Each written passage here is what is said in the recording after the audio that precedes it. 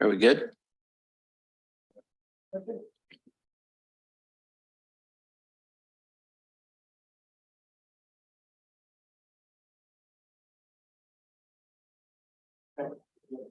We're good? Okay, good morning. I'd like to welcome you to the special board meeting for Tuolumne Utilities District, Thursday, October 26th, 2023. Director Balin, would you lead us in the pledge of the flag, please? I pledge allegiance to the flag of the United States of America and to the republic for which it stands, one nation, under God, indivisible, with liberty and justice for all.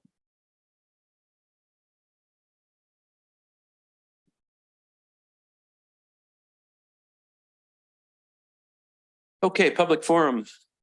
I'd like to welcome the members of the public who have taken the time to attend this meeting and provide comments on matters related to district business. Any member of the public may address the board relating to any matter within the board's jurisdiction. This need not be related to any item on the agenda. However, the board cannot act on an item unless it was noticed on the agenda. Persons speaking during public comment will be limited to 5 minutes, or depending on the number of persons wishing to speak, it may be reduced to allow all members of the public the opportunity to address the board. Is there anybody who'd like to address the board this morning? Seeing none here in the room, how about on the web there, Corey? That's indicating at the moment that. Okay, thank you. All right, Emily, we'll move on to regular business.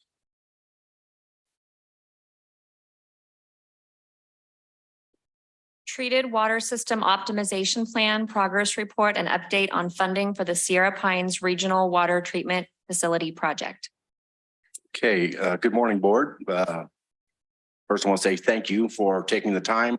I know we've had a busy past few months with meetings and such and taking care of needed business. This could have gone on a regular agenda item, but I felt the nature of it. I felt that it was worthy of a special meeting. So it's just one agenda to talk about. I want to be able to just take our time because it's just one agenda item. Take our time and go through this.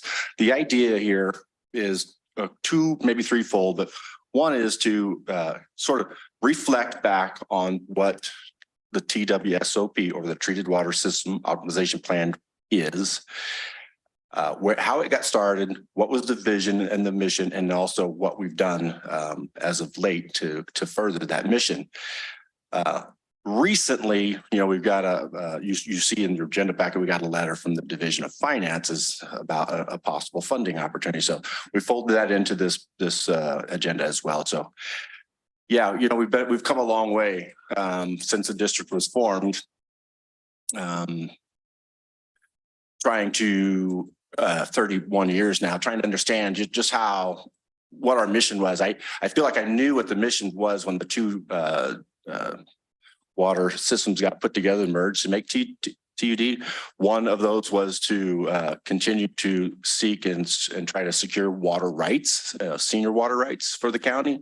And then the other one, mission was to run more efficient, right? For efficiency reasons, because from 92 to about 2007, we went from a handful of systems to 17 water systems, right? And with those 17 water systems came an enormous amount of infrastructure. Most of that infrastructure, 98% of the infrastructure was old, outdated, wasn't constructed originally with good products, good engineering and good construction. None of it was constructed with modern technologies, considering all of the water rules and regulations that were going to come later on in the 90s and the 2000s. So at some point in time, we as managers, and earlier than me even, decided we needed a plan. We needed a plan, and the plan was titled Treated Water System Optimization Plan. Anyway, so again, today we're here to take our time and go through that, what we all did collectively, and then have a discussion. But before I turn it over to Eric, I just want to acknowledge that we have some people in the audience that I'm very happy are here. We have members of the Tuolumne Band here. They have a vested interest. They've been a huge partner for us for many years, and as of late, we've worked shoulder to shoulder on some combined projects for the benefit of both of us. We have Sean Hembry here representing the the Tuolumne County Water Agency. I'm happy to see him here. I invited him. He had to move some stuff around his schedule to be here. I just think it's important that the agency has an idea what where TUD and the other water districts are going. So, and I think online we have people from the State Water Resources Control Board, Division of Drinking Water. We met with them yesterday and gave them sort of an overview. They're new to us, and so from the new Yosemite district. So anyway, we gave them an overview of what all things TUD, and they have a vested interest in what we're doing here today. So with that, I'll turn it over to Eric. Thank you, Don. Mr. Eric. Yeah, well, good morning. Thanks for taking the time out on Thursday. We're going to cover a lot of ground this morning, 15 years or so, maybe even a little bit more. It shouldn't take us 15 years though to get through all this. We want it to be somewhat conversational. So if you guys have any questions at any time, just stop. It's pretty informal. To kind of reiterate what Don said, the Treated Water System Optimization Plan, mouthful. We shorten it to TWSOP. It really, you could think of it as a master plan for water treatment and distribution. We didn't call it a master plan because it just sounded a lot more interesting to call it a Treated Water System Optimization Plan at the time. I'm going to read for you the project purpose, which was from 2009 when we started the process. And that is develop a plan with a 20-year planning horizon that will provide clear direction to the district for a sustainable treated water system. The 20-year planning horizon at that specific time was just what we felt confident in really being able to look out. Our growth estimates and whatnot reflected kind of a 20-year planning horizon. Since that time, the findings of the study have remained pretty consistent, even though we've updated growth rates and whatnot. The process has spanned, as you can imagine, many GMs and boards, many different staff, yet we've remained remarkably faithful to the vision that this board officially adopted, like in not this board, but the TUD board in 2018. So there's been a fair amount of work as of late since 2018 to really implement some of the findings. What you see here is a really busy slide. So I'm going to apologize, but it starts back in 2010, which really it could have started back earlier than that. In 2008, TUD acquired the Sierra Pines property, which is a 46-acre parcel that we envisioned would be the home of a treatment plant. We didn't really know the size. We didn't know any of the details, but it came for sale. District purchased it. And then in 2010, the district hired Kennedy Jenks Consultants to help us really start this TWSOP process. Unfortunately, we didn't get through all that due to budgetary constraints. We had to put it on hold in 2011. And I'll just kind of fast forward here. You could see there's been a number of board actions over all these times. Just to highlight a few of them, in 2018, we decided that we selected the Ridge site in Sonora as a future replacement location for the Sonora water treatment plant. And that was finally closed, and we acquired that land in 2021. So it took some time there. So I want to highlight that. And then I want to highlight also that we submitted or got authorization to submit funding agreement for Sierra Pines in 2020. So those are just some highlights. There's a number of other milestones in there. But before we really spend a lot of time getting into the conclusions of the study, it seemed reasonable to revisit the project need and purpose. Why did we go through this arduous process? As Dawn mentioned, about 20 years ago, we had, say, 17 water systems. We had 14 water treatment plants. We had even less customers than we do now. There was just really minimal economy of scale. If you look at the graph to the left on the screen. Let me see if I can get a pointer here that will help us. All right, so the blue line here represents basically the capacity of the treatment plant in average day production. So for some reason, we lost the lower axis. I'm sorry about that. But what this is should be is somewhere around 3 to 5 million gallons per day. So a treatment facility that will produce that amount.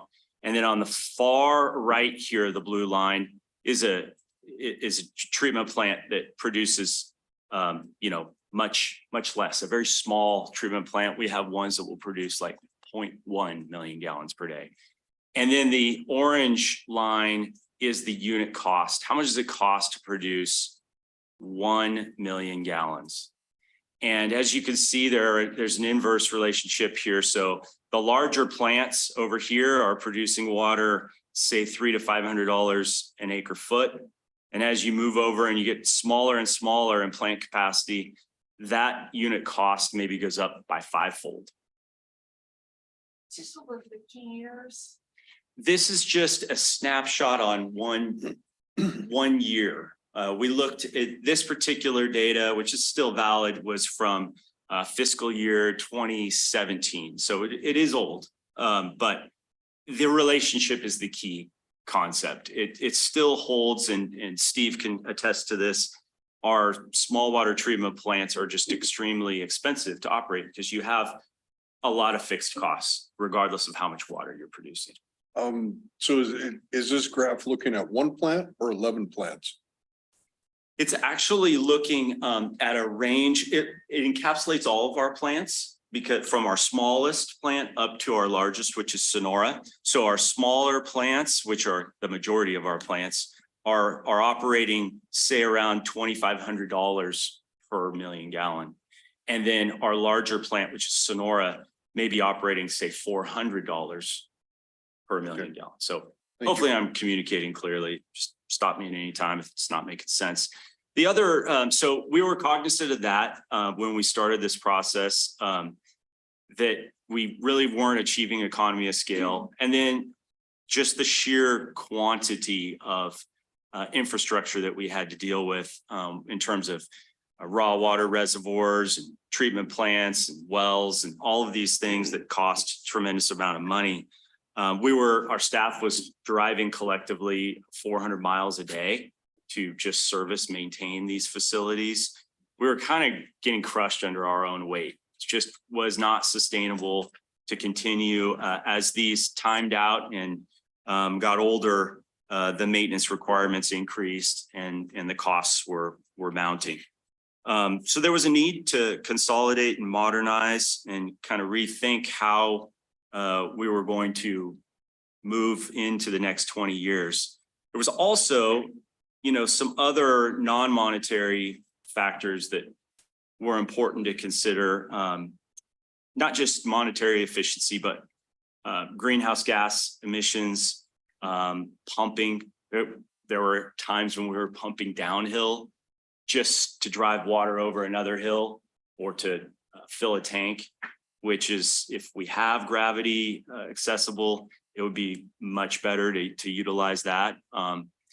And so we had a pretty large carbon footprint. The vulnerability and increased reliability was reducing vulnerability and increasing reliability was a high priority. We had, very old facilities that were scattered around that, as Don said, weren't designed for what we were asking them to do. Many of these treatment plants were originally constructed before the Safe Drinking Water Act even went into effect. And it's quite honestly, it's even difficult just for fuels reduction and hazard trees when you have this many sites to make sure fencing is good, security systems good, electrical service, it's a challenge. So that was one thing that we were hoping to reduce.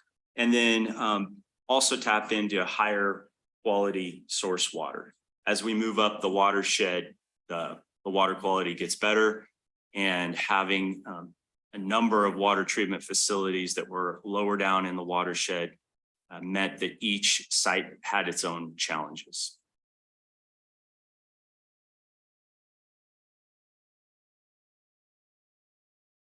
You folks have been to a lot of these sites, so I'm telling you things many of you already know, but just for completeness and going through the history, it seemed good to go back and look at the facilities we were dealing with, and currently many of them we are still dealing with.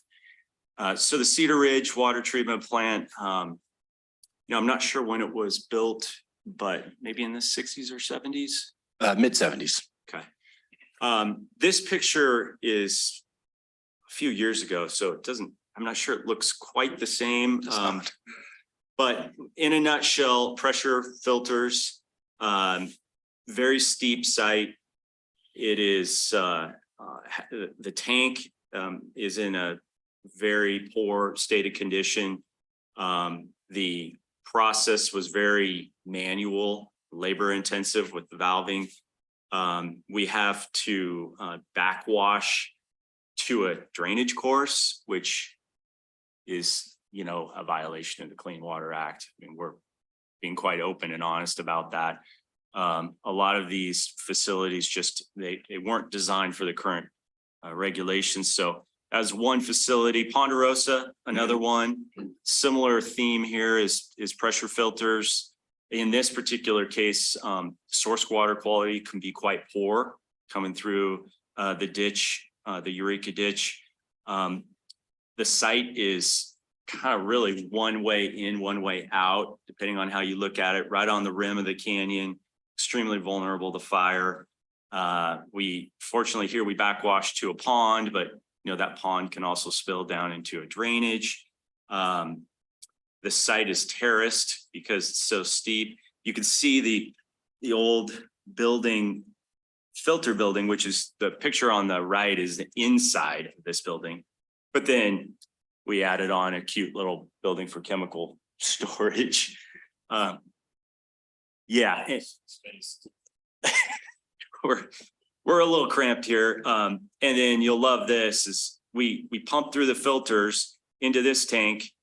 Then we have to pump again to another tank before it can gravity out of that tank to get pumped to another tank, so that then it can get pumped out of that tank over a ridge. So I think we can, So this tank right here, it serves as a clarifier then, and then it goes into the system from there on, you pump it up. Don, you want to? What was the question? Did you say clarifier? So that tank there, that serves as a clarifier then, and Yeah. So I wasn't going to go into too much detail, but when this plant was originally constructed, there are many rules and regulations that we didn't have to comply with when it was first built. Mhm. That looks like a tank to anybody else, but it's really a clear well. clear well, Right, that's what which I is the meant. Yeah, last part of sorry. the treatment. And so, yeah, that's the second to last clear well. There's this clear well pumps to another clear well, so we can get the right amount of contact time before it gravities down to another pump station. So yes. Yeah, if yeah, answers so your question. that's why you got to pump it twice. Yep. Yeah.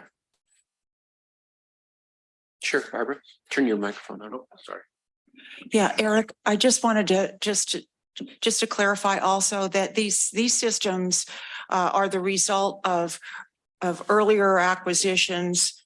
And this is a rural environment, and these grew the outgrowth of land use planning that stayed in their lane, and water allocation stayed in its lane. So I think I just wanted to correct a slight nuance here, that we didn't design this to look like this and go, yeah, we want that dirt path up to that stump. It's just grew. And now we're looking at doing some course corrections. These are still, I believe, very functional, because we are not a grid environment, flat earth environment. And so we have constraints, we have natural constraints. Even if we do the best we can, our best ally here is gravity, and always has been. So for those that may not know or new to our system, we have environmental constraints, and this predates the awareness of fire and climate change as well.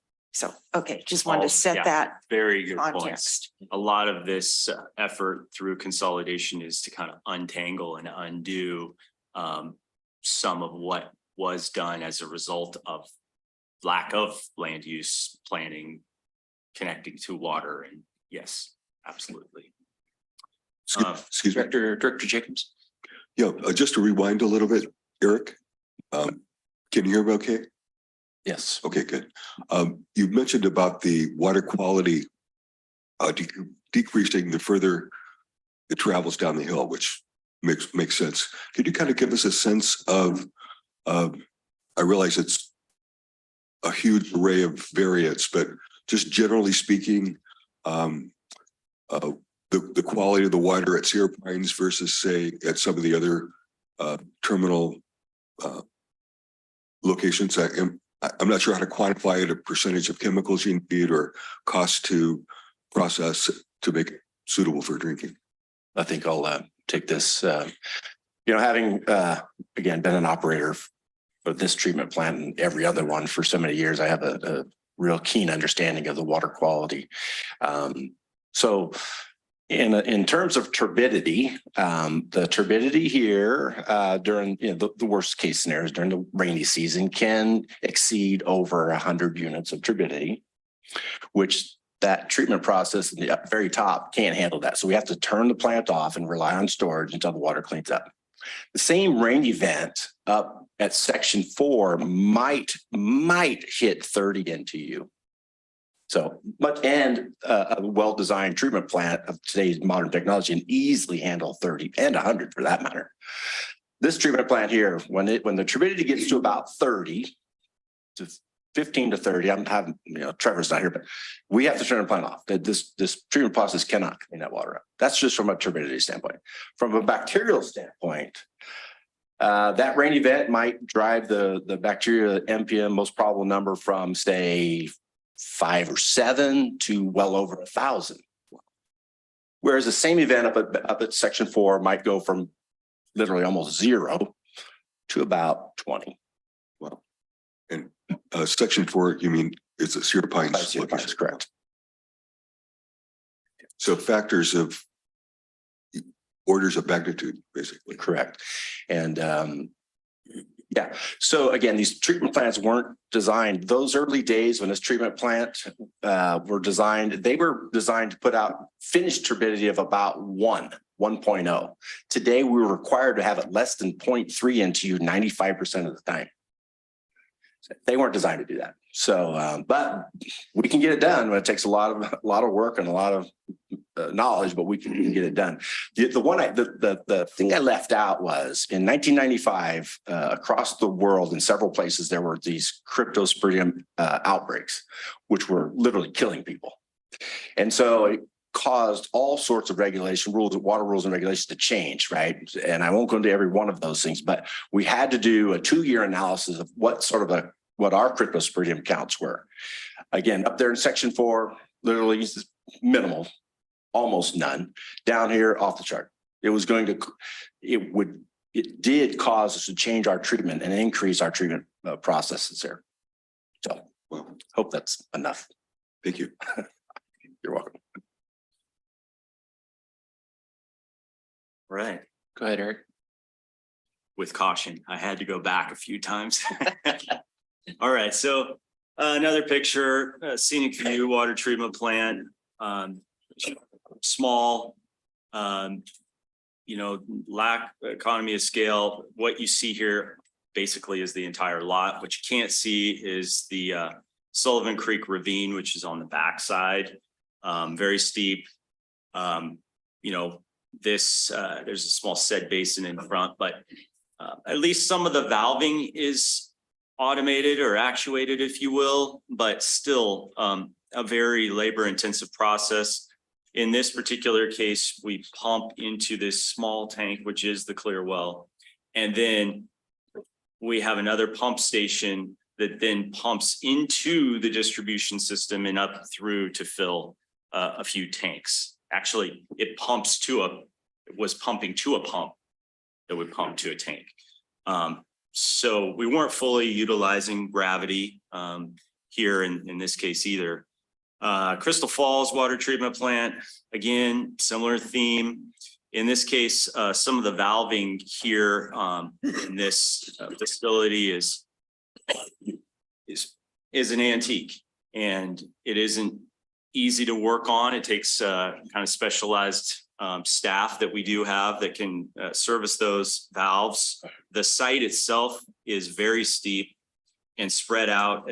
You can't see through the trees and past the tanks, but at the top of the hill is the ditch, and where we have a clarifier, we also have chemical storage. Then as you move down through, you get to the tanks, and then at the very bottom of the hill, you get to the filter building. Very difficult to get to in the snow and difficult to turn around at the bottom. Not sure if you guys want to add anything to that. Yeah, those are pneumatic valves. And they're difficult to deal with today. There's nothing visible to see. So when they're broke, it's hard to notice. And if one of those valves isn't opening or closing properly in the right sequence, it can cause, high turbidity water pass through the filter into the clear well. So they're just problematic. Yeah, the access to this treatment plant, even today, it's a very steep drive down here. Doesn't look steep there, but it is. You have to use 4-wheel drive in the best of days to get out of here. There's a cul-de-sac a mile away from the entrance to this treatment plant. 4 or 5 times over my career, I had to walk from the cul-de-sac. I got an alarm. I got to go to this treatment plant. There's 4 feet of snow. I got to park at the cul-de-sac a mile away, walk all the way down here. Oh, everything's okay, and walk back. So anyway, it's just a challenge. Yeah. Quaint. You didn't jog? I didn't. I jogged. I did have snowshoes. And then this is the last one, I promise. Just giving you a flavor of the facilities. This is what we call our Lakewood, or you'll hear it called Upper Basin Water Treatment Plant. Again, I think built in the 70s.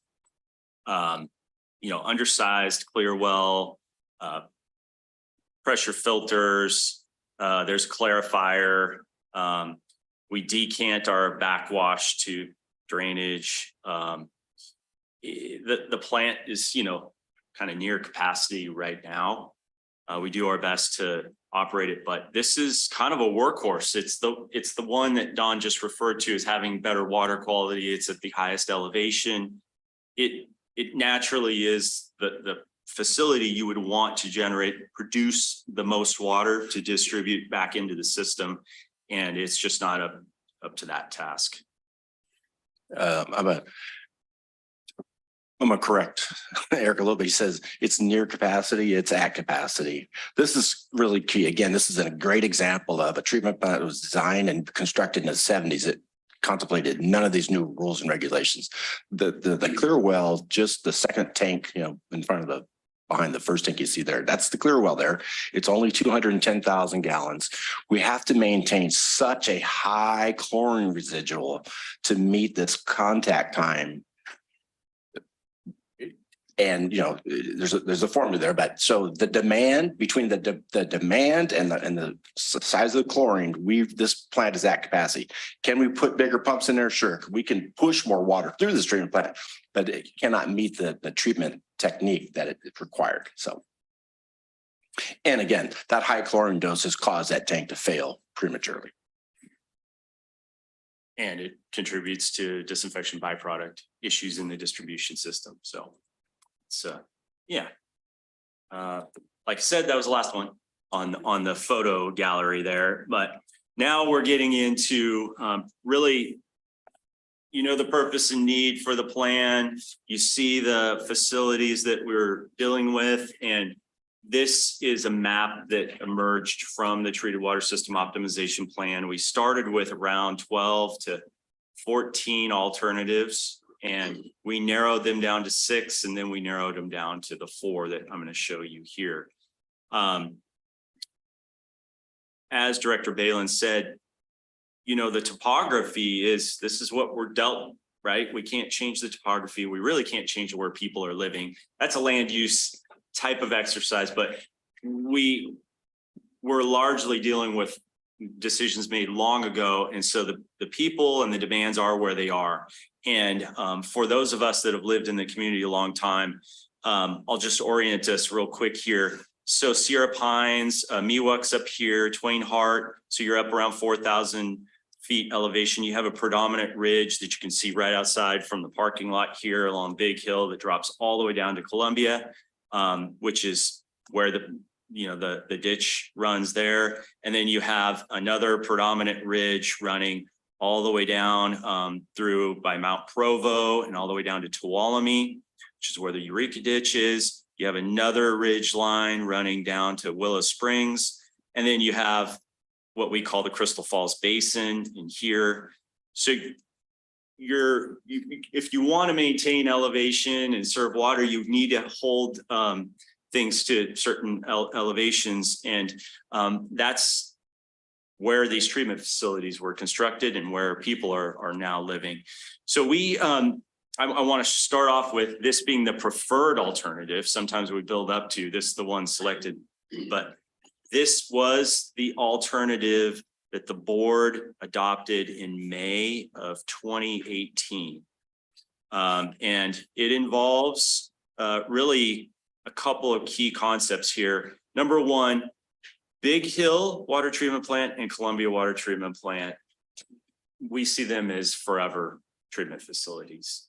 We couldn't feasibly find a way to consolidate them. It was just too expensive to run a line all the way along Big Hill Road to consolidate those. So those facilities we're going to continue to maintain and improve upon because we need to get the maximum life from those.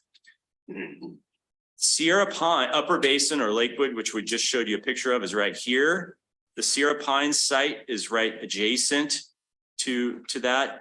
And we envision being able to serve water from that facility all the way to Ponderosa and ultimately 20 years from now to Tuolumne and Monte Grande. As well, it could serve Crystal Falls and Cedar Ridge. This is what we're calling our upper zone. And then the lower zone, which is down here, would serve Sonora, East Sonora, Mono Village, the area where this office is, all the way down to Jamestown. As you'll see, we did look at a total consolidation option and ruled it out for a number of reasons, which I can share later. The key thing here is that the next three alternatives all look about the same with the exception of where the Sonora water treatment plant, the new Sonora water treatment plant would be. In this case, it was at what we called the Gardella property at the time. We now call it the Ridge site, which is off of Kabizu Road. And let me see if I get, okay, so here's close up of that. This has a new treatment facility on 17 acres off Kabizu Road, and then utilizing our existing Shaw's Flat pipeline to deliver raw water there. And then out of the facility would be treated water into the distribution system through these two transmission mains. It had a lot of advantages, being able to utilize the existing Shaw's Flat pipeline and then also being able to utilize the existing Chaparral tank, which is already adjacent to this site. Eric, is that actually showing the existing infrastructure, the 18-inch pipeline being changed from raw water to potable water? Good, very good observation. It is. We would repurpose that to become a treated water transmission main, and then we would have a pressure reducing station to tie in down in Greenlee Road, fairly close to where Sonora Creek passes through there. And then it would be able to drive water up to the old Sonora plant, our current plant, and fill tanks there or go directly into the distribution system. This portion of line has not been constructed. No, will the size of that transmission line cause treatment issues? I realize it's going to be a new treatment facility there capable of a lot higher water quality, but 18-inch line, that is huge. So it would be a very large line. Yeah, I mean, the sizing on this was based on some assumptions on growth, long-term growth that we would revisit before we actually did this. And that 18-inch line would be sized basically for all of Sonora. I mean, the whole city of Sonora would be fed through that line. And that's part of the reason it's so large. Currently, our plant, as it comes out, it basically has a T. So you don't see that size pipeline right there because the flow is split between the east and west. But that that new plant is going to also be serving not only all Sonora, but Jamestown too, right? well, yes and no, because some of that flow could come through to Jamestown because it can wrap around town and go down Campo Seco Road. But the key thing is on these pipeline sizes, we would revisit them like it says right here, it would be designed for 4,300 gallons a minute. We would revisit those. One of the good things about this site, and I think one of the reasons the board ended up selecting this ridge site is because it's kind of like at the population center. You know, it's got options. It's at a good elevation, 2,300 feet, so that you can serve the city, serve East Sonora, Mono Village. And so you see that water is able to go both directions. You'll see on the subsequent slides and alternatives, the plant location moves and it results in different pipe sizing, more pipe, more expense, and more difficulty in moving water around and utilizing our existing infrastructure. So this is the next alternative. Instead, I'm just going to point out the difference from the last one. The ridge site was here before, and now the plant was proposed in Standard, which is actually right behind us on SPI property as part of the mill. And the board took a tour of all of these sites when we did this study.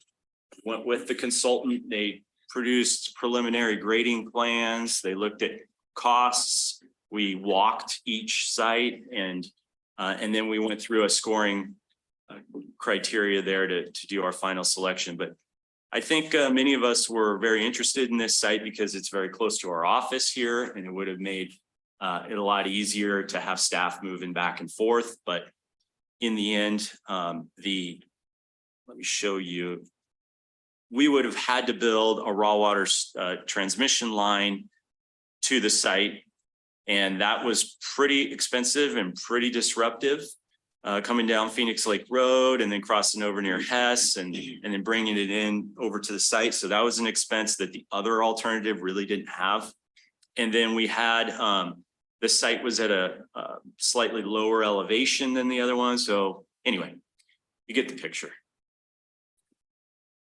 The next alternative had the Sonora water treatment plant site at Phoenix Lake, which is appealing just because it's right at the water supply storage reservoir. This one, though, had a lot more transmission line coming out of the plant that would have to be constructed. And we quite honestly weren't sure how receptive the community would have been to this particular site. Is in Apple Valley. And elevation wise, it wasn't bad, but the costs and the way it utilized our existing infrastructure was not as favorable as the other site. So there's a close-up of that.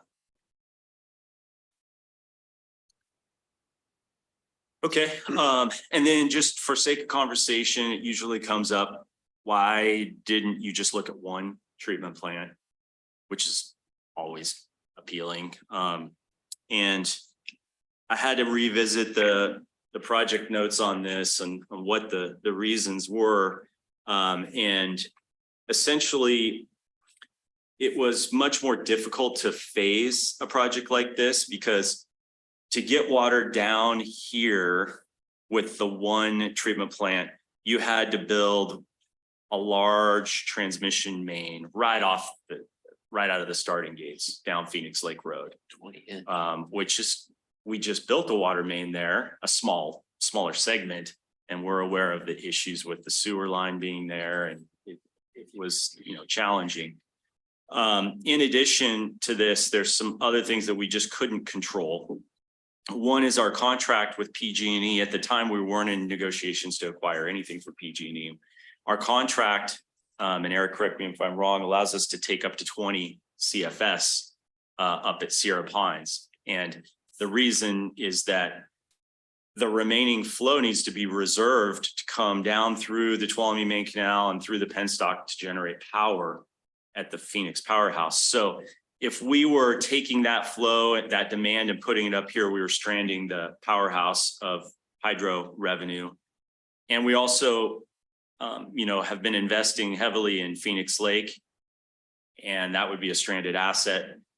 This provides emergency water supply for over a month if the Flume Canal or anything were to have a problem for the city of Sonora, and there was no easy substitute or replacement for that storage volume up slope. And then lastly, there's an environmental impact to depriving Phoenix Lake of that flow. During the summertime, the majority of the flow is to serve the demands of the Sonora water treatment plant. So we weren't sure how to really deal with all of that.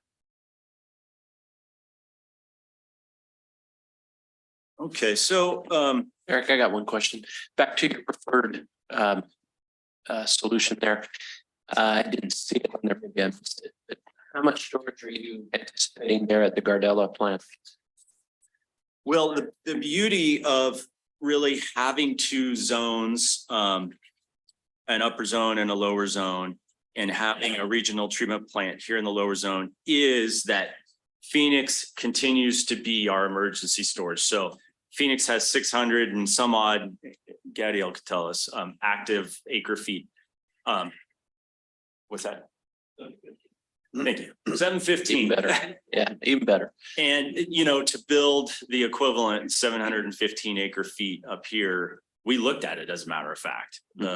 We hired a consultant to give us an opinion of cost for some land adjacent to Sierra Pines. And that project was probably 30 some odd million in today's dollars now. I was asking about where the Gardella plant was going to go, the Ridge plant.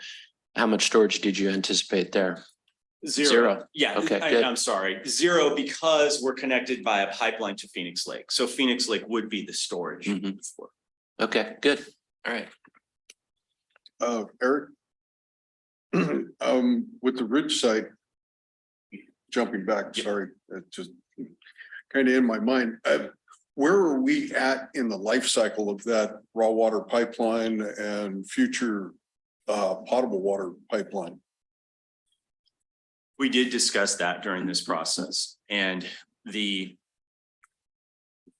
think the life cycle is good. It's a cement mortar line, ductile iron pipe, doesn't have a high maintenance load, don't see a lot of leaks. It wasn't the pipe condition that would drive us to replace it as much as it was the hydraulic capacity. So at some point, if this new Ridge site treatment plant continued to grow, we would need to do some improvements and lower the pipe because there's a high point in the pipe, and the water can't get over that high point without losing pressure before it gets to the treatment plant. So I don't have a straight answer for you on like how many years are left, but the concern was more when we reach a certain demand that we need to do some improvements to it, not the life span of the pipe. So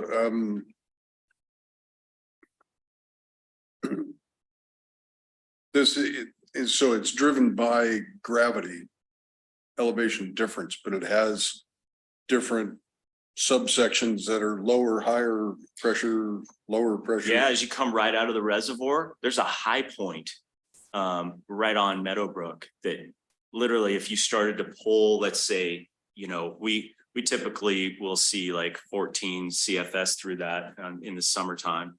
But if you had a ridge site treatment plant 20 years from now and it needed much more demand, as it goes over that high point, it would pull it back. And, you know, we never want to see that. So we have another alignment to take that pipeline around a high point, and then the capacity would increase. Yeah, and that would allow it then to still remain as a gravity feed line to the treatment. Correct. All right, thank you. Director Jacobs? Just clarify my understanding. So the Gridella site and the Ridge site are basically the same site? They Different are names. Okay.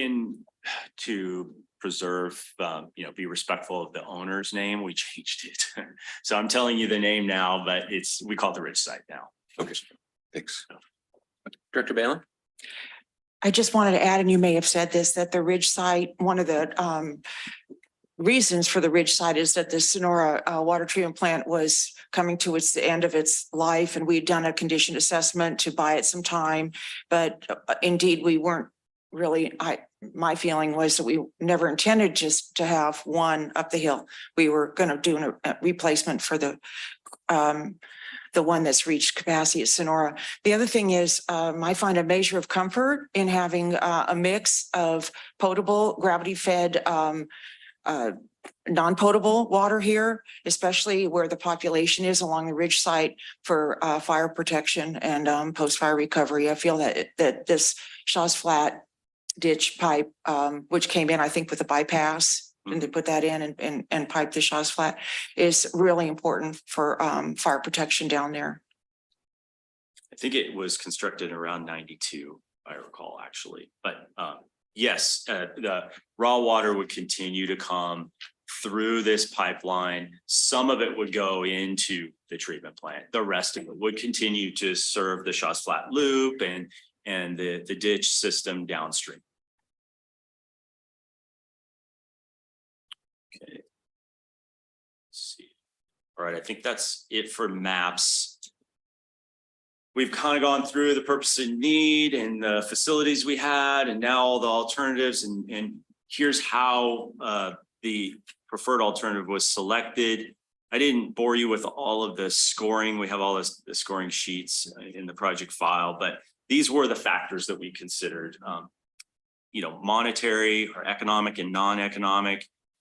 When you looked at the weighting factors on these, and Director Jacobs had asked some good questions regarding this, really the economic factors were about 50% of the overall scoring value, and the non-economic were about 50%. That was very deliberate on our part, because a lot of times if you just let dollars drive your decision, you don't give enough weight to a lot of other factors here, which, like Don said, you know, source and treated water quality.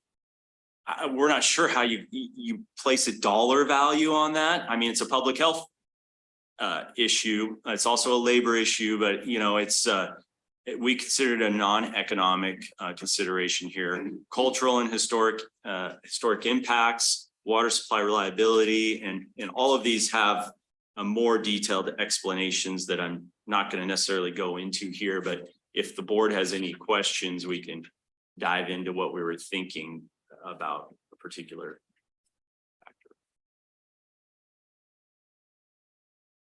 All right.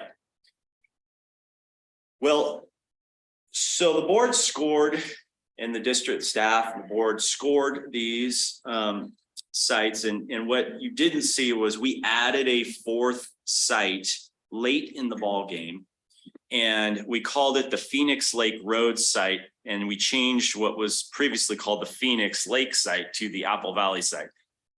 Really trying to confuse you guys here. So we looked at 4 sites in the end. We took tours of these, and this Phoenix Lake Road site, you might recognize if you're driving from Hess Avenue up Phoenix Lake Road and you're going through the sweeping turn. There's a parcel of land to the left-hand side, a beautiful white, almost like a farmhouse up on the hill. This was identified as a potential site. In the end, we kind of flip-flopped. Or originally, you know, things were we were looking at the Apple Valley site, seemed great. But the Ridge site won out, and here's the scoring that we had there. And then to repeat, we did purchase the Ridge site and closed on that in 2021. All the slides up to this point have been like the historical context of what we did. This is probably the best slide to illustrate the progress we've been making to realize that vision. And no, Dawn, do you want me to go through this, or do you want to address anything? Go ahead. If I feel like I need to jump in, I will. Okay. Unless you just want me to start talking. Let's move this. All right, I'll put this out of the way. All right, so let me, this is Sierra Pines site up here. And what you see here is this line delineates the service area, proposed service area boundary for Sierra Pines. Everything up gradient of this black dashed line would be served by Sierra Pines. Everything below would be served by the Ridge site treatment plant someday in the future. And then Big Hill and Columbia are standalone, as we discussed. The key thing, you can build a treatment plant all day long, but if you can't get the water out, you can't distribute it, then it doesn't do you much good. So we've been working very hard the last few years to go ahead and start building the network to stitch these two water systems together. And the first one I'm going to show is from Crystal Falls to Cedar Ridge. We finished that really earlier this year with the pump station at Crystal Falls, and it pumps into Cedar Ridge. So that was done by our own crews, designed in-house and constructed and funded through our own rate revenue. This section here was installed by a contractor. It was part of the Techite pipeline. And the key thing here is we previously had one pipeline segment here, but we knew that the treated water system optimization plan had envisioned two pipelines here. One taking water from Sierra Pines up into a tank that you don't see, and then another pipeline coming out. So when we replaced that Techite line, we replaced it with two lines. One of those lines is not currently in use, it's empty, but it's sitting there for this pipeline to connect to Sierra Pines when we build the facility.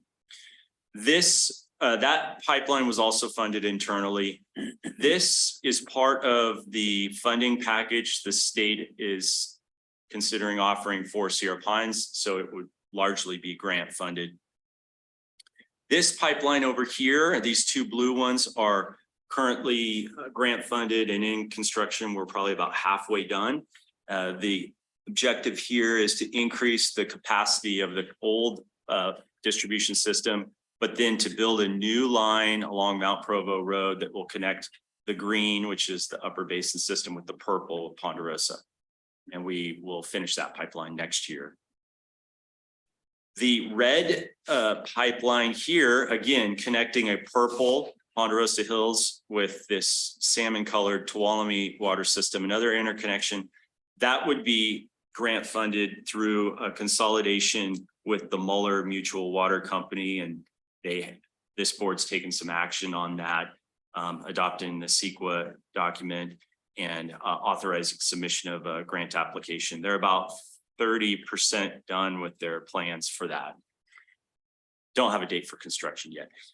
This, fortunately, is a small segment of pipeline near the Tribes Casino, Black Oak Casino, up Tuolumne Road and over to Portofino, which will allow water from Ponderosa Hills to also flow into Tuolumne.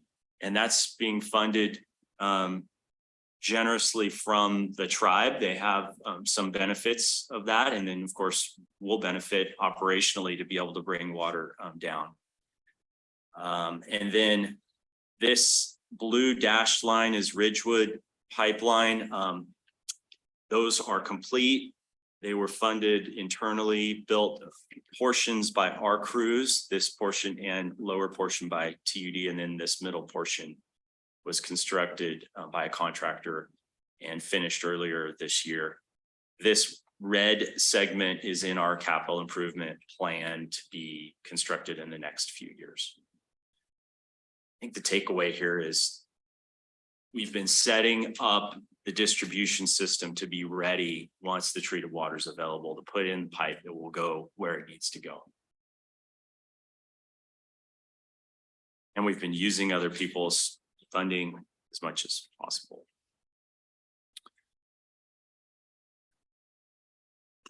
Eric, Yep. when will D and E be complete? D and E, let me make sure I know where, okay. Solid blue lines? or- Yeah, so D is actually, our crews just finished it. The paving is, we're hoping to get someone to pave it real soon. E is about halfway, 40%, 50% done. But then the crews had to pull off just because of winter. So they'll resume in the spring next year and finish the last next week. Okay, And it'll be done in this fiscal year. yeah, will there be any benefit to our, with our existing water treatment to Ponderosa Hills? i.e. has Lakewood got spare capacity to send down that way?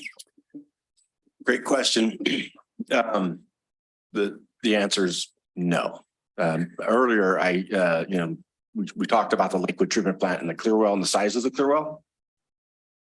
So that clear well is only 210,000 gallons. It's limiting the amount of water we can actually push through the plant. So really, the liquid treatment plant is the plant that would feed that new pipeline all the way down to Ponderosa and consolidate. But because of the limiting capacity of the clear well, it really can't give up much more water. It maybe could offset some of Ponderosa's water, but it would be putting Lakewood in a little bit of a jeopardy. Even just a minimal amount of water during when the ditches are flowing dirty because of storms. Absolutely. May be a benefit. Absolutely. We're gonna push the boundaries of what we can do for sure.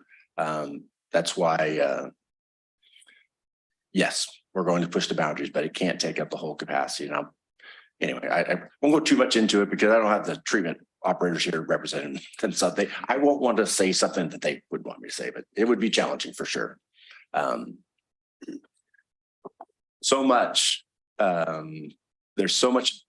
benefit to this new pipeline that's being constructed, grant funded. It benefits TUD, the Ponderosa system. It benefits the tribe. The tribe has a real desire to grow their community in a certain way. And this is the most efficient way to do that. It's the most efficient way to support Tuolumne someday when we have to rehab the clear well at Tuolumne. We don't have a redundant clear well in Tuolumne. It's the right size, the actual clear well, but we don't have redundancy. This pipeline will help that offset that deal someday. So there's a lot of benefit there.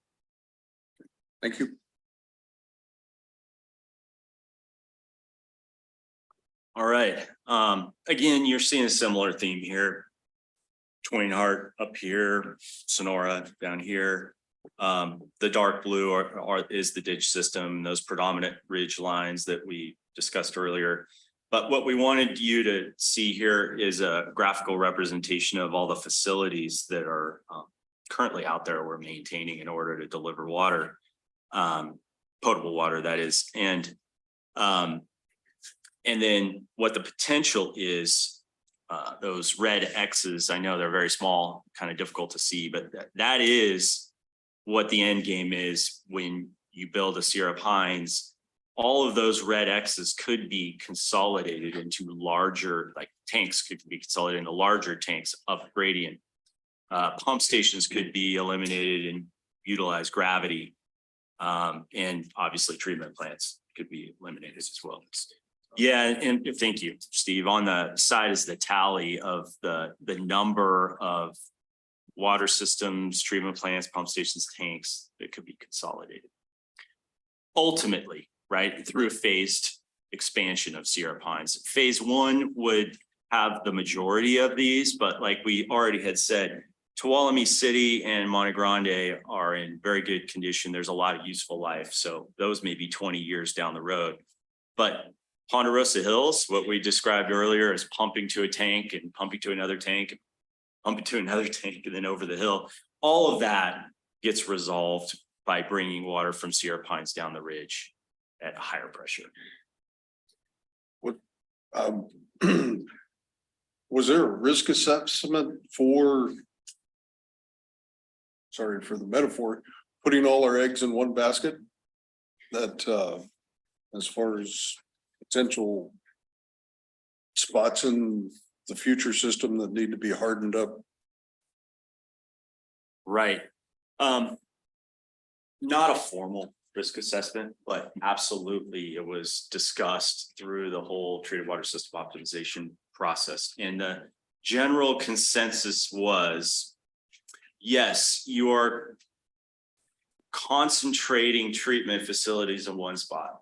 Okay, you may be increasing risk and vulnerability, but that was weighed against all of these smaller facilities and their risks.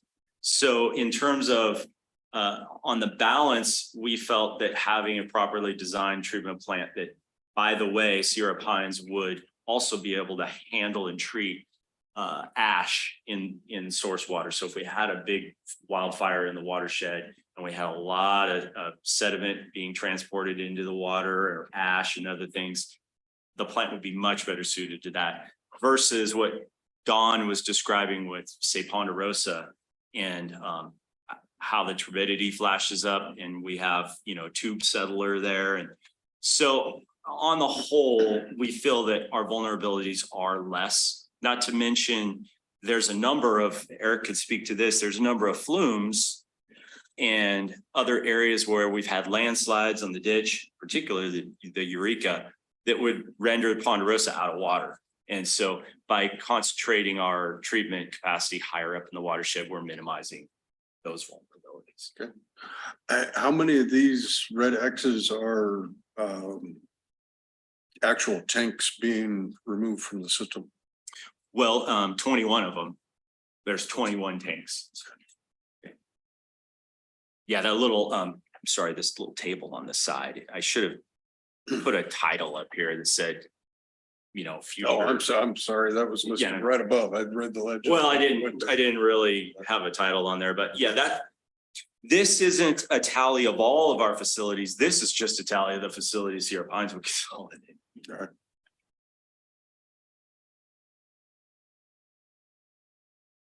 I don't know, now's a good breaking point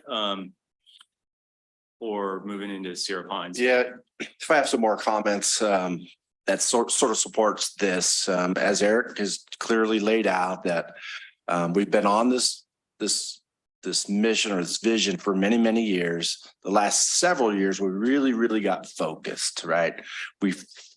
Collectively, we have decided we were moving in this direction.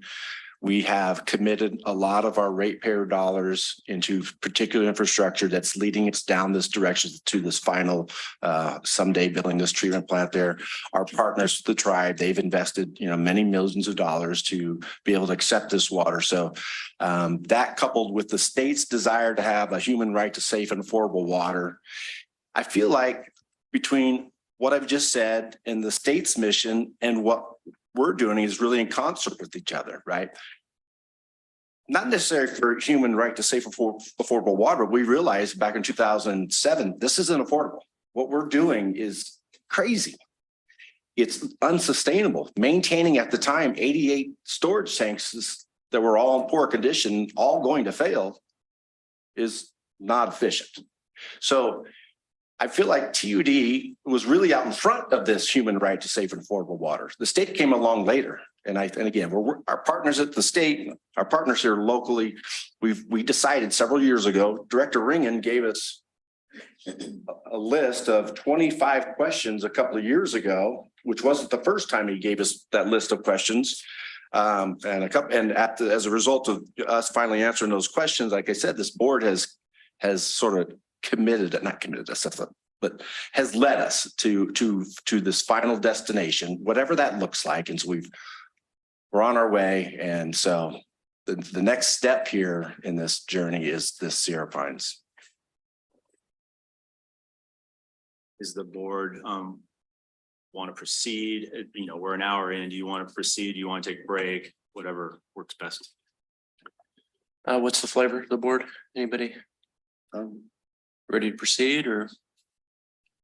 About how many more slides do you have? Not too many, maybe 6 or so. Okay.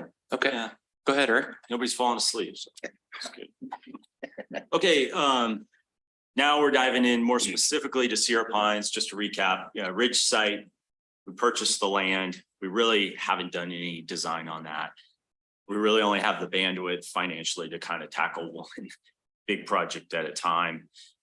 Sierra Pines is much more palatable for grant funding and whatnot because it's a consolidation project. The Ridge site is consolidation, but not as much. And recently we've done a lot of improvements to the Sonora water treatment plant to increase its longevity. So our focus here is Sierra Pines. Just going to go into a little more specifics about the project. Here's the site layout. The treatment facility would start at 3 million gallons a day and be expandable to 5. That volume or treatment capacity is based on our current demands plus growth plus acquisition of up to 17 small water systems in the service area. So that's where you get to the 5 million gallons a day. It also includes some capacity for Twain Harte Community Services District, whether or not they ever want to consolidate or have us master meter water. That's for a future discussion. It's just to tell you that the pipelines and a lot of the facilities will be designed for that ultimate 5 million gallons a day. So the site's 46 acres. It's located off of South Fork Road. If you know where the ditch access is in the parking area, you can't see it very well. I think it's actually right here. Fishing access for PG&E. The main canal goes into a flume over this portion of the site. There's an existing pond. There's also another small pond, which you can barely see right here. A lot of folks use the site currently just to walk dogs, fish in the main canal. The main canal runs back through the trees here and then off the site. What we envision here is an intake structure off of the current Section 4 ditch with a pipeline that would fill this raw water pond, while at the same time, some flow would be diverted into this existing pond that currently goes dry in the late summer. So this pond would remain full all the time. Water would spill out of this to maintain environmental needs for this as a wetland feature, the darker area. So that water would sustain that wetland, and then the bulk of the water would keep this raw water pond full. It would be sized at 25 acre feet to give us enough storage to weather the 1 week ditch outage that we typically see every year and deal with any smaller emergencies.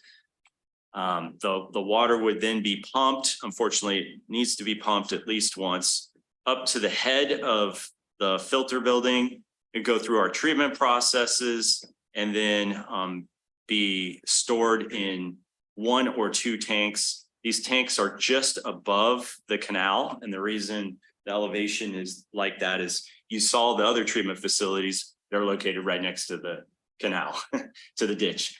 And so we want to make sure we can gravity flow to all of those other sites. So if we put these tanks down the hill, we're going to have to pump every drop of water out of the plant. Then we would have some pipelines running through the site and connecting off the view. Here is Middle Camp Road at the very bottom. We have treatment or water mains down there. We would connect into some of those and install some offsite water mains. The overall project also includes about 2 miles of trails, recreational trails, interpretive signage, boardwalks where we cross, like here would be a boardwalk section where we cross wetland, picnic areas here, here. I think it's a great, site for people to get in touch with the history, the Gold Rush era, flume. There's an old apple orchard on the site, so it would be a great place for recreation. We would fence above the canal up here, so people would still be able to walk along the canal as they currently do. They would be able to walk all around the site, but we would restrict access up into the actual filter building area through a gate, and there'd be a small bridge across the Tuolumne Canal. Director Bailey? Thank you. Eric, I just want to say, I think this is a great example of integrated resource management planning, so that you're actually looking at the natural elements and cultural elements of the landscape, the historic elements, the social caring and loving for this property, as well as the fact that PG&E really owns the canal at this in here, as well as Fish and Game stock it for recreational use and day use. So I appreciate the thoughtfulness in this design to consider the community's concerns, because it has been an area that's been used and loved by this community. And so the thoughtfulness and where we're putting the treatment plant, and it's only, like you said, as good as we have PG&E power. And so the more we can utilize gravity to get water treated and dispersed, that's to our advantage as well. Because as many times as the power went out this summer, it was really disconcerting to a lot of us. So at any rate, I just want to say that because of the wetlands and the environmental constraints and cultural constraints and sensitivity to the community, that this was a good example of integrated planning. Yes. And to that point, during the CEQA process, we held a couple of on-site meetings, and we invited certainly all the neighbors and the community at large, but the primary attendees were the local residents in these homes around. And we did that right here, right at the base of the flume, above the pond here. And we had easels, and we shared with them this rendering and went over project specifics. We received, I want to say maybe 28 comments on the CEQA document. And many of those comments have resulted in changes to the overall design. So we did listen to the community quite a bit, at least the residents right around the site. I think, we've kind of already covered this, but I'll reiterate, this topic being the treated water system optimization plan has been before the board 25 plus times. So although I can't recall a presentation being made where we went step by step through the whole history of it, but there have been numerous actions taken over the years to get to where we are now. And in earnest, since 2019, we've really made quite a bit of progress. We've spent a fair amount, between planning consultants, environmental consultants, wetland delineation, preliminary design. Carollo engineers did preliminary design for this, and they made a presentation to the board back in 2019. So there's been a fair amount invested in that, as well as what Dawn highlighted in terms of our water transmission mains. But I think one thing we want everyone to be aware of is all of those tanks, pump stations, treatment plants that we highlighted in the previous slide that would be consolidated. Those would be represented in our future capital budgeting. They'd be on our CIP, and they would have a cost. And while I don't have for you today, like, okay, we're going to save $100 million by doing this project, which I would love to be able to tabulate all that for you. It's very clear to us when you look at all of those facilities that Sierra Pines has the potential to really help us out financially over the long run. Director Ringen has a comment. I think going along with what you just brought up as far as savings, it's really much bigger than that, because we're not going to have, well, as workforce ages and retires, There will be, many positions that won't need to be filled. All the miles that are driven every day, the fuel is used in order to get those vehicles to and from. I can go on and on, but it's going to be huge savings to the district.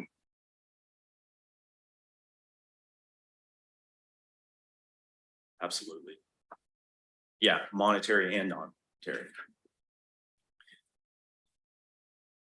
For this project specifically, the state really likes and funding USDA as well, where we've sought funding. They like to see what they call readiness to proceed. So the land, we said, well, we've owned that for a long time now. So that was check that box. The alternatives analysis, another way of saying the treated water system optimization plan and what we just discussed. The board adopted that in 2018, so we checked that box. Preliminary design done by Carollo engineers in 2019, we checked that box. And then, the CEQA, it took a while, but we did make it through that process, as well as tribal consultation. And then the permitting has really been the long pole in the tent. It's been the most challenging aspect of the project thus far, funding aside. And we have our last permit due by November 10th. I mean, it's done. It's just Fish and Wildlife has an obligation to send that within 60 days, and that 60 days is up on the 10th of November. So we essentially are done with all permitting, and the next just couple slides discuss costs and funding.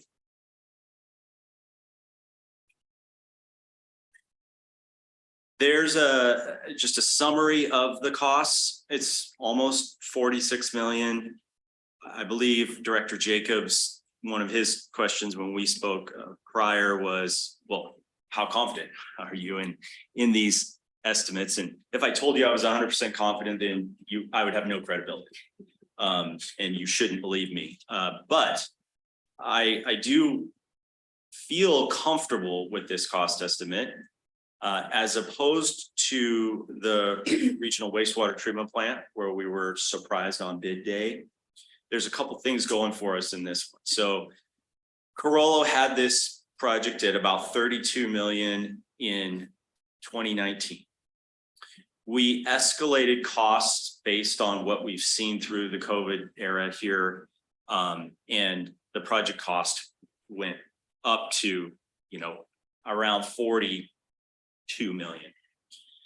Then we had Kiewit, who's building our wastewater plant. They have who better to ask to estimate a project cost than a contractor. That's what they do. And they took a look at this and they validated the numbers. We've since had engagement with 3 different large contractors and have given them tours of the site. And they've all agreed with the numbers. And so we've reserved a contingency there. You can see about 6.3 million, which is a little over 15% for any other unforeseen issues. But there's a lot of comfort knowing that if we proceed with a design build delivery, and I can go into that later, what it means is getting a contractor and engineer in the district together early on. They'll cost the team will cost the job as we move through design. So we won't get to the point where we've got a complete design and then we put it out to bid and we won't be surprised. So we're feeling pretty comfortable with this number. And it also is reflected in the funding that we've secured as well. Dr. Bailey. Yeah, I'm not exactly familiar where the Twain Harte Community Service District boundaries are. I do know that they have put a lot of money and effort into their fire flow up there, and their ability to, if they can't evacuate, to stay in place, and done a lot in their stormwater. what kind of coordination have we done with them in terms of fire protection? And are we taking the same steps that they are in terms of recognizing that they may have to shelter in place? And this may have to be, again, a shelter in place asset.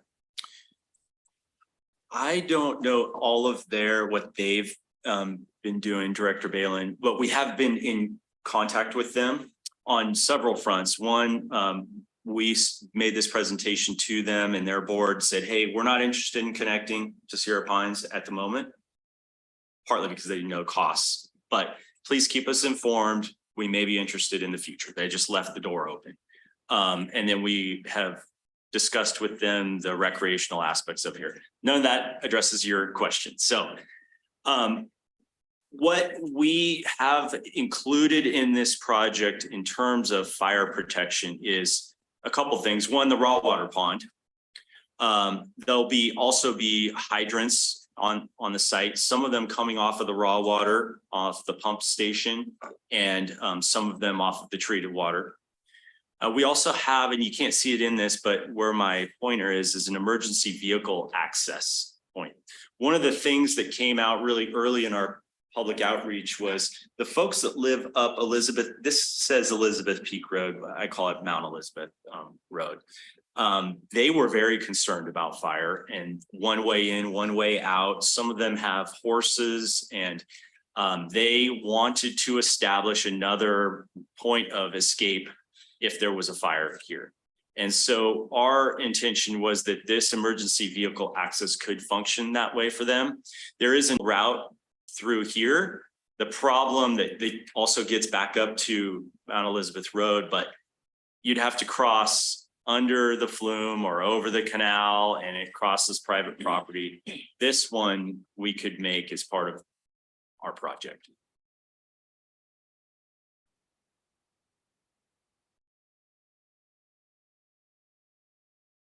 Glenn, Director Jacobs. Just to piggyback on what Director Regan talked about is the cost savings. I know we know generally, we have some rough ideas of orders of magnitude and that kind of thing, but I think the board might want to entertain a thorough analysis of, okay, what's the impact of this project on our operating costs or capital improvement plan?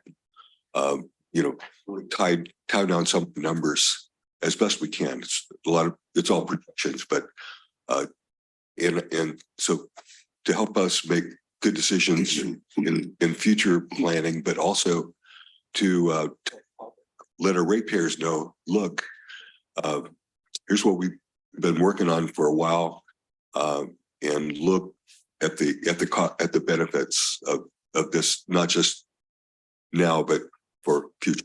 So that's just a thought. We did discuss that. Yeah, go ahead. Say whatever you wanted to say, but that's a great point. So what I think I heard is you'd like for us to go back and cost out. He had a slide there. He showed all the infrastructure that would be consolidated, eliminated. And so, okay, so you want to see an upfront cost as best we can on that.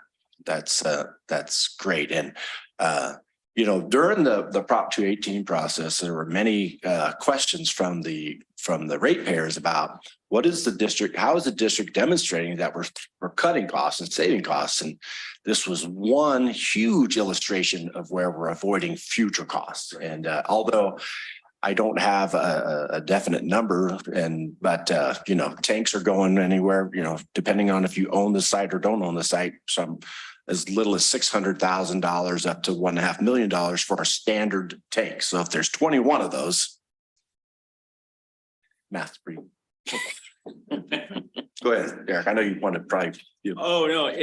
Yes, I think that sounds like a very reasonable request. We should, and we can be prepared to share that with the board. I think we spoke internally as a team here and we just didn't know how far to present to the board and what the level of interest. And we want to be clear that today we're not asking for any specific action. We're teeing this up to the board. There's a resolution here, but we're not asking for any action and we're not asking to spend any money on this project until the board feels comfortable and there's a funding agreement from the state. But we have a sneak peek on the funding that they have will be offering. And so that's what precipitated this meeting, is to bring everyone up to speed. So if a funding agreement is issued, we won't have to explain how we got here. I did think of one exact example, Director Jacob. In our current capital improvement plan, we have it there to replace the Crystal Falls clear wells, both of them, at a tune of 1.6 million dollars. That's a specific project that's on our capital improvement plan that we would not have to do if we can get this constructed in time. What is that? Director Boatright has a comment. Yeah. See if I can word this correctly. So there's going to be both capital and operational cost savings. I think Director Jacobs was actually asking, what will the operational cost be? And if you go back to, I think, the first or second slide where we compared costs to treat 1 million gallons, if you were to actually look at each phase of how many water treatment plants and what their capacity is on that chart versus what the future Sierra Pines operational cost to generate that 1 million gallons, you could do a pretty cool spreadsheet that shows direct cost savings on the operational side. There's substantial, as it's listed out, substantial savings in the capital improvement side that are just kind of single line items. But remembering that operational costs are not a one-time figure. They are into perpetuity for as long as we need the potable water generated. That's where you're going to find your substantial cost savings rated on a decade, 2 decades, 50 years into the future. So, Thank you, Director Boatright. I appreciate the clarification. Director Bailey. I just want us to be mindful of the California Department of Finance growth projections for this county. We haven't grown since '07, and we are expected to continue to decline until 2050. So that's all the data, the demographic data, the population data, the ethnicity data, it's all there. And I get concerned that as we decline, that we can't sustain paying for these things, that we're putting more on our ratepayers. We have these great Cadillac systems. I feel like I'm throwing a wet blanket on this, and I'm not. I do believe in consolidation and redundancy in the system, including potable, non-potable redundancy. But I just wanted us to be mindful of the fact that according to the California Department of Finance, that we haven't grown in a long time, and we're not expected to grow. Doesn't mean that we don't put the big pipe in, but just be aware that we may not be able to recover that we're going to be paying for it. Very good point. And that was one of the epiphanies that came out of the treated water system optimization plans. We had this consultant come in, and they were helping guide us through. And when the first step was, well, what are our growth estimates? And we looked back at historical data, and it became apparent that we really aren't growing that much. That like most of the majority of our district's growth has been through acquiring other systems, and that potential for growth hasn't been exhausted. And we feel like it would continue. Like this could serve 17 other, and I know the folks from Division Drinking Water on this meeting, so it could serve 17 other systems. And Don referenced, when TUD was formed, I think one of the reasons it was formed was to help facilitate for the community a sustainable drinking water system through consolidation acquisition. So you're right. I don't think there will be a lot of growth, according at least to the Department of Finance, but there's potential to consolidate and acquire, and that would probably drive most of the facility capacity. Yeah, I agree, Eric. And to Director Balin's comments, I agree. But Tuolumne County really hasn't grown much at all, even further behind 2007. But out of those 17 potential systems, I believe there is no doubt that we're going to get many of those over the coming years, if not all. I mean, it's going to happen. And that speaks to your point that will drive TUD's growth, maybe not county growth, but TUD's growth and obligation to supply potable water to more customers. So Director Ringen, you had a comment? No. Oh, sorry. Anybody else? Yeah, just to emphasize that there's a water system serving, these homes right here are served by their own water system all the way around this site. So, you know, it's not a far stretch of the imagination. And no disrespect to that water system, I guarantee you that the status of that infrastructure of that water system will not be state of the art. That's a safe bet. Yes.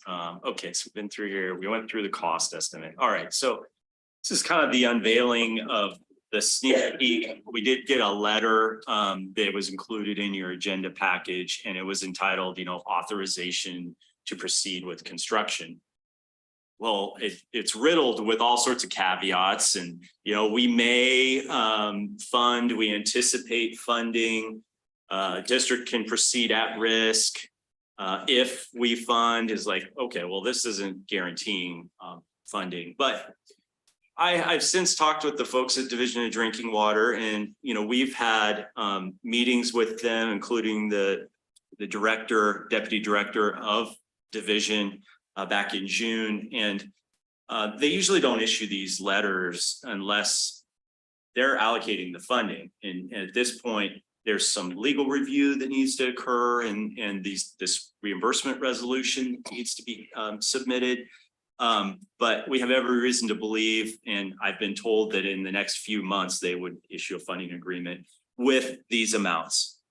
So 27, almost 27.5 million in grant, 10 million in zero interest loan, and then 8.1 in its current interest rate is 2.1. That's subject to change. It might likely would go up a little bit, but not that much. The question, you know, Steve and I grappled with immediately, well, what is the actual debt service? And that's what you see down below here, is it amounts to a annual payment of about $700,000 a year. The good thing about the loan and the grant portion is that you can spend the grant first, and then you can spend the zero interest loan, and then only at the end you spend the loan at an interest rate, and you don't have to start paying the full principal and interest payments until up to 1 year after the project's complete. So when you look at our 5-year CIP, it doesn't have much of an impact just because of timing. By the time we get this facility built, if we did, the debt service payment would show up in like fiscal year 28, basically. I'm not sure what else to share with you other than the next step would be for the board to provide direction related to the reimbursement resolution and to provide more potential cost savings on O&M as a result of building Sierra Pines, and to have further discussion on whatever topic you folks want related to the project. But the reimbursement resolution in your packet, if you read it, it's very confusing. I mean, who's being reimbursed? Is it us? Is it the state? Is it obligating TUD really to do anything? And so I reached out to the Division of Financial Assistance, and I asked that question, and I just want to read it to you just so you know what their response is in quotes. The purpose of the reimbursement resolution is to make sure we can use our revenue bond proceeds to pay for costs that were incurred before we issue the bonds this spring, or anytime we sell bonds. We may be drawing from several different sub-accounts within our SRF fund during the disbursement period, and we want to make sure they qualify for as many as possible. So this is really for them, so that they can maintain their eligibility to access bond revenues to fund this project. Because we may start, you know, potentially spending it before they issue the bonds. Yeah, good morning, everyone. Steve Sheffield, your finance director. And, you know, the only thing I want to add in here is that each one of these projects, each one of these fundings, it's, you know, kind of the flavor of the month. What's the state doing in fiscal year 24? What's USDA doing? If you remember with regional for the sewer plant, we worked almost 6 years to get it to that point and to get those fundings. And it has a different look and feel than what the state's done. Over the years, historically, we've gotten a lot of money through the state revolving fund. We've had 0 interest loans. We've had some grants. We've had some other loans. They've moved. It used to be they were always 20-year notes. Now they're doing 30-year notes, which is a good thing for us. But where I see this, so this reimbursement resolution somewhat new or different, but it's really to keep the bonds tax exempt for the state of California. I'll have a copy of it. Eric's gone through it and talked to them. What they're really asking for right now, proposal and resolution, that dots I for the state of California, what they do. The next step will be to formally offer this funding arrangement to us. They'll submit us a funding agreement. If we proceed at this point, they'll come back with a formal funding agreement, should be the same dollars and everything else that they're trying to commit. That will come back to this board for their approval on that, accepting that funding agreement. Then we'll go through the bid process and anticipating those costs and everything else. That will come back to the board for its official improvement. So, you know, again, I'm here to assist the board with any questions or anything else, but I really think it's important to understand at this step, the state has offered us this funding agreement. We don't have the funding agreement, and this is just the next step to continue investigating this opportunity. This resolution would need nothing to obligate TUD, its ratepayers, or anybody else. That's my interpretation. Jesse's also going to weigh in. Don's weighing in. But, you know, really, I think it was critically important, and Eric did a great job with Don talking about the history of this project, how we got to where we are, and how all of us have been working very hard for many years to get to this end result. And, you know, it's gone through different GMs, different board members, probably will too. We still got years in this process, but this is really a great thing for the community. And I really view this as an opportunity for funding. We've been looking nonstop for grants, any type of funding possible. We will continue to do so, but this is the first time we've actually gotten numbers in front of us. So that's my 2 cents. Thank you, Steve. Anybody have a question for Steve? I just have one comment that that was going to be my question, that this proposed resolution, what impact it has on TUD, and you pointed that out, that there is no obligation at this point, if we were to approve this resolution, that we're putting that we're going to be obligated to pay anything at this point in time. It's just to get to the next step, correct? Yeah. Director Jacobs, you had a comment? Yes, I'd just like to voice that I'm strongly in favor that we pass this resolution. Also, I want to, as was alluded to, it seems like a great deal, but also we want to, we don't look a gift horse in the mouth, so to speak, but we also want to be alert if there are ways to convert those loans to additional grants. You know, we want to be able to look out for that, as I'm sure we are. Then there's one thing, Eric, that we talked about there was a bullet in the director of finance letter of something. Let's see, I'll just read it on page 2 of the state's letter to us, approval letter. They said that they. Yeah, would you like me to pull it up? I could probably. Yeah, that would be good. Page 2 of the letter from the state. Okay, let me get that.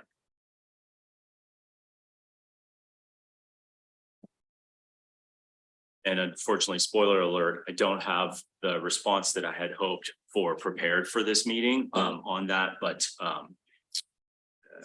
let's look at that language because it might cause some other questions too.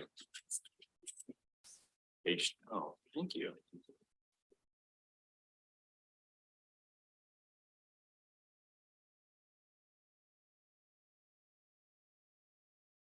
That's it. Oh, it's the resolution. That's it. So, Yeah, no, that's all right. so the last line, Probably the very end here. Okay. Yes, section 5. I believe this is. actually, if I may correct you, if you scroll up a couple of pages, Okay. next page, Up. next 2 pages. Oh, I'm sorry. Or there we go. Okay. This page of the letter, the first paragraph, last line. First paragraph, last line. There you go. Yeah. So I'm in sorry, particular, yeah. it says financing for the project. The last line says financing for the project is contingent upon the execution of the agreement. Let's see, did I have the right? I'm sorry, it's page 3, not, we have page 3, we went page 2, sorry. Okay.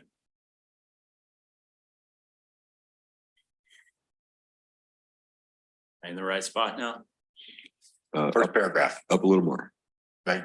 First paragraph, last line. There we go. Yeah. Oh, So the yes. last line there says, appendice states that eligible, et cetera, et cetera. It also states that the deputy director of the division may approve up to 80,000 per connection for good cause.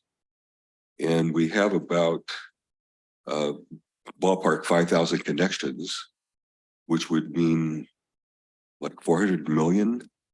Anyway, so I that just kind of stood out to me, and maybe there's more grant funds within this array of financing they could throw our way. Anyway. Yeah, thank you. We talked about so many things. I presumed you were referring to another area, but yeah, so in the intended use plan, which is the official policy for this Division of Financial Assistance to disperse funds for the Safe Drinking Water State Revolving Fund, one of the things they give, why did I do that? One of the things that they allow the deputy director to do is to go up to $80,000 per connection. I don't think that is often done. Obviously, at this size of a project, it's like $400 million. And so that's not going to happen. But could he increase? Could we get a better? I mean, that's really it. Could we maximize and get even more grant? And I think in an indirect way of answering your question, there's 2 things that are really working to our benefit to help manage, to get more grant funding. Number 1 is if we consolidate any of those 17 water systems, the state provides a consolidation incentive.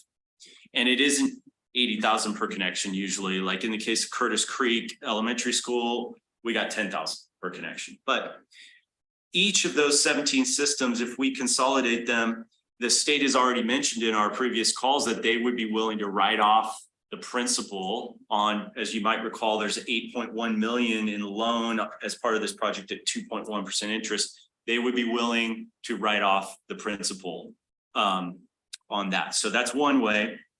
The other way is that Cindy, who's sitting back here, has submitted a grant application through Cal OES and FEMA for the hazard mitigation grant program for the raw water pond at Sierra Pines in the amount of about $6 million. Thank you. So if we were awarded that, then that 6 million would offset some of the 46 million, and we would even have more funds available. And I'll just tag in Director Jacobs as well. You know, like I said previously, each one of these kind of stands on their own. That's kind of standard language for the state. They're going to put that in there. And it might be that Calaveras has a project that only benefits, I don't know, 1,000 connections or something like that. this gives the state some formal authority to do it. And they look at it not so much as 80,000 per connection, they're looking at total project cost. So when we first met with them, we started talking, I was out of the gate saying, look, we can't afford debt service. We need grants. And same thing with USDA. We need grants. We really need grants, guys. And so we kept working and working with them, and that 80,000, and you can see some of the language like Eric's got on the screen here, where they equate out a non-DAC or DAC. And so what they looked at is, oh, you have a $46 million project. Yes. And you have X number of connections. So that works out to this much. And it's, like what, $4,000 or $5,000 per connection or something like that. So that's kind of how they're using it. But, honestly, when we talked to them and everything else, and they said they would try to get us as much grant as possible. And the next thing we saw was a grant for $27.5 million. Yeah, 60% of the project. I like that. yeah. And then another 10 million was the maximum they could do is 0%. You still got to pay it back, but 0% is a whole lot better than 2%. And then the rest at 2%. And, we were originally thinking that it would be far less in total, and we'd be looking to other grants, USDA, outside financing, construction financing. And what does that look like? So maybe that explains a little bit on there, but we continue to look for it. We're continuing. The state's very well aware of our financial situation. They've seen that. This project checks a lot of boxes for them. You listen to the governor's recent statements, his priorities, consolidation, rural communities, DAC communities, all this stuff. So, and that's why we have a couple of them listening in today and being here. And we've gotten to this point, I think, because of those things. Yeah, I just, am so enthusiastic about this project. I think both from engineering, from community outreach, financing, everybody's done a stellar job. And I just want to commend each one of you. Thank you. Thank you. Director Boatright. Are these funding numbers able to be increased if construction cost of the project go up? Yes, but probably at the loan at terms portion, the 8.1. So we would be incurring more debt service unless we collectively can find other grants to supplement this grant, which we will continue to try. I mean, we won't stop. But like if the 6 million that we've applied for were to come in, I mean, we're already at 16% contingency on our cost estimate. So there's some wiggle room there. If you added another 6 million, I mean, we would be close to 30% contingency, which, boy, that's a pretty comfortable. I'm not saying it's perfect, but it's a pretty comfortable position to be in. Okay. Next question would be, are the two loan components paid off simultaneously, or is the 10 million at zero paid off before the 8 million at 2.1? No, I mean, typically in the past, it revolves around when the project's actually completed before it was begin. And so if we were to spend the full amount of both of those, I would expect they would be treated as two loan agreements that go into effect usually within a year after completion. So we'd be paying on those. And that's an important point, in Eric's thing, we're estimating approximately $700,000 a year. So as it stands right now, that $700,000 will be paid, out of our rates. Part of it'll come out of our CIP or any other cost savings we can incur. So those would be paid simultaneously, not consecutively. Thank you.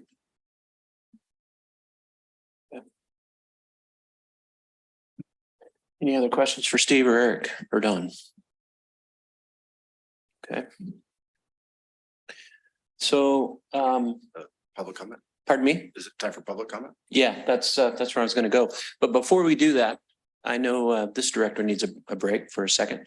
So let's take 10 minutes and reconvene at 11 o'clock. Thank you. Very good. Thank you.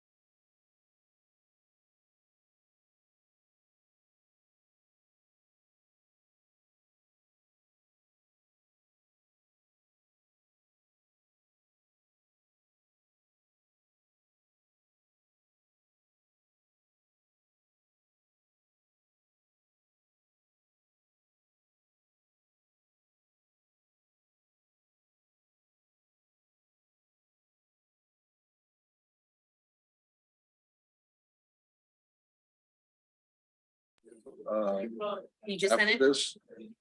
Yeah, I sent it earlier this morning. Did it not come through? Well, I checked my email right before I came in here and there wasn't anything from you. For the original board meeting or? I haven't received anything from you since, Did you check it during the break we no, just had? no. So you just, Okay, okay, it so was there's something actually, waiting for me. a couple minutes into the meeting. Okay, when it said- so print it out and bring it to you for closed session. Yeah. if you problem. would, But, Okay, we'll reconvene. Thank you for sticking with us. Before we open public comment, Director Balin has a comment. Yeah, Eric, could you please? Turn your, no, I'm I'm sorry. Eric, could you please go over again the fact that this resolution is non-binding? But yet Section 3 said this resolution is being adopted no later than 60 days after the date on which the agency will expend monies for the construction portion of the project. Could you explain that one?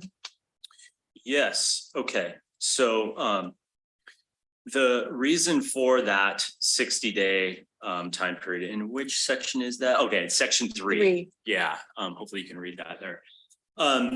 Again, looking at this resolution is purely for the state to maintain their eligibility to use bond proceeds that may be generated from issuance after the project is approved or monies are expended. What they don't want, they set this 60-day time limit because what they don't want is someone doing a starting design on a project that they hope to get reimbursed and going 2 years through design. Then the funding agreement for the state comes and then they adopt a reimbursement resolution and expect to be reimbursed for expenses that happened years ago. So I think in the IRS code, and I looked this up, Steve would know better, this 60 days is prescribed there because they don't want people just, oh, I'll just adopt a reimbursement resolution and cover all my costs from, years in the past. So it really needs to be within 60 days of the first expenditure that you plan to get reimbursed. Okay, good. Thanks. That Yeah. explains it. Thank you. And I'll just echo the same thing that, really the language here is talking about us spending money for construction. So we have not spent money on construction. This is being adopted before construction. And this would apply if you were in a situation where we were already doing construction. Then we'd have to do it no later than 60 days after that. But all the language in here is really for the benefit of the state to allow them to check their boxes to offer us the agreement. And that's, my first thing is I'll believe it when I see it. I want the agreement in hand, before we do anything. So that's where we're at. Thank you. Okay. Any other comments before Director Boatright? Question, the $45 million project cost. What capacity treatment plant is that to build? Is that the 3 MGD or is that the 5 MGD? That amount would build a facility that has pipelines and underground for 5 MGD, because we don't want to go back and tear everything up for that. But the actual filtration and, sedimentation, filtration, disinfection would be set up for 3 million gallons a day. However, our consultant has indicated that we could, without any physical construction, do some testing and submit to Division of Drinking Water a request to re-rate the filtration capacity up to allow for 4 million gallons a day of treatment capacity. So this project could theoretically provide 4 million gallon a day capacity. Okay. Are there components of the project, i.e. solids drying, building size that are slated at the 5 MGD rating versus the 3, i.e. We have a larger building already put on a footprint, but we're only going to use a portion of that at the beginning and have interior room, any components like that? Originally, the cost estimate that we came up with envisioned a building with an expandable bay so that when we needed to add another filter, we would need to push the wall out. So we were thinking about all of those things, including the electrical service and all of these things. Conduits, underground conduits for pulling wire, if the wire size was going to change. So all those things would be figured out in the design process. But we would be selective on which things we would actually pay up front for the 5 MGD, because there are things you don't want to invest in if the useful life of that particular component is going to expire before we anticipate needing 5 MGD. So it will be a case by case. Okay. Will that impact anything we build in today's dollars versus future dollars when the expansion is out, or capacity is increased? Will future connection fees pay at future dollars, or what the original cost was, i.e. say we run the conduits, we run the underground infrastructure, has that capacity is then purchased, which dollars is it, what we paid for it, or is it what the infrastructure would cost in the future? Capacity fees are supposed to be collected for the current expected cost of the capacity a new service is taking up. So in other words, the board can set capacity fees. They're not related to Prop 218. So I would imagine at the end of this project, Steve would capitalize the project, and let's say it turned out to be 48 million, just saying. Then we would need to go back to our capacity fees and say, okay, technically we've got 3 or 4 MGD of capacity. It costs $48 million. We need to increase our capacity fee to represent that value. And we would collect that amount. And then currently, we discussed this at a committee meeting, we raise our capacity fees based on inflation every year. So ideally, it would keep up. Of course, it's capped at 3.5%, and we've seen inflation way higher than that. So we will always need to keep our eyes on our capacity fees and make sure as costs go up, our capacity fee goes up as well. All right, thank you. Anybody else? Okay. Pardon me.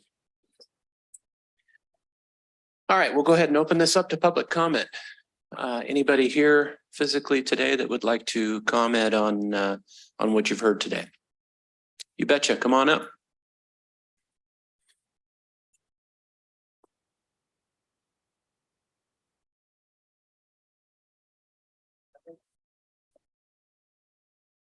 Can you hear me? Should be great. Red.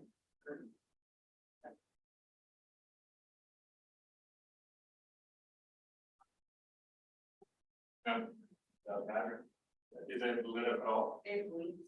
Oh, it could have ran out of battery because it was sitting there and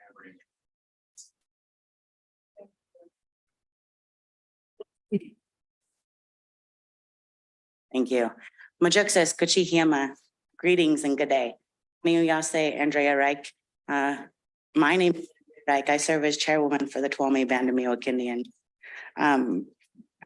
On behalf of the Tuolumne Band of Miwok Indians, I came here today in support of this project that you heard before you. In my opinion, I think that this project aligns perfectly with the mission and vision of TUD in carrying out that vision: sustainable drinking water resources, safe, secure, and high quality water. This project, in its lifespan, not only provides for the next 50 years of people who will come to our area or who will continue to reside here, just like our community and the community that we serve around us. The increase in efficiencies in our overall water delivery system is vital to the sustainability of delivering quality water to the community.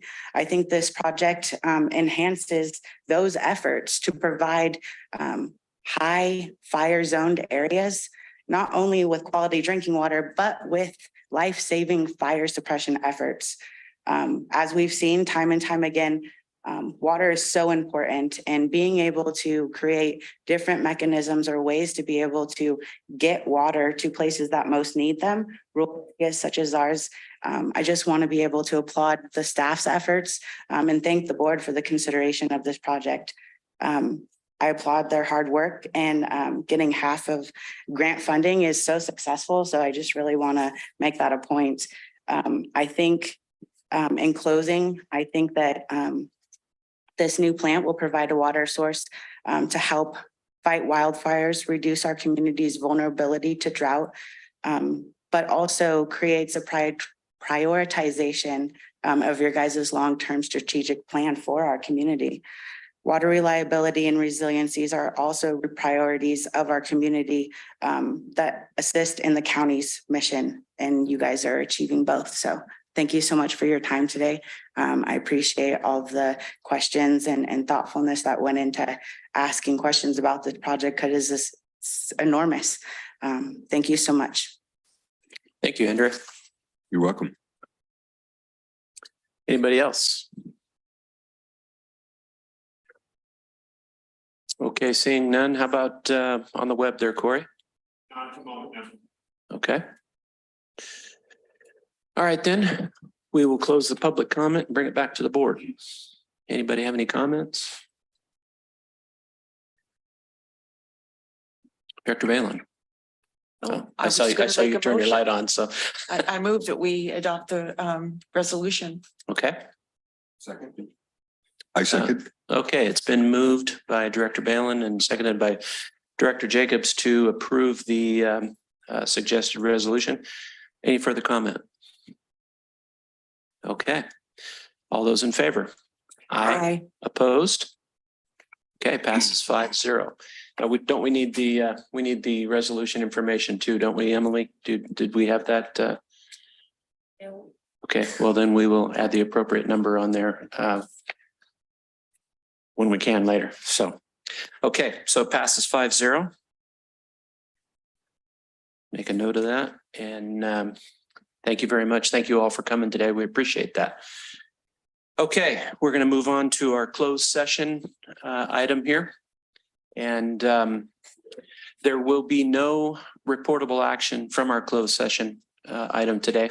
So we will go ahead and shut down the YouTube video portion of this. And we will come back in here and adjourn the meeting when appropriate. Thank you very much. We appreciate it. Oh, yeah, sorry. You're absolutely right. Emily, if you could read that, I appreciate it.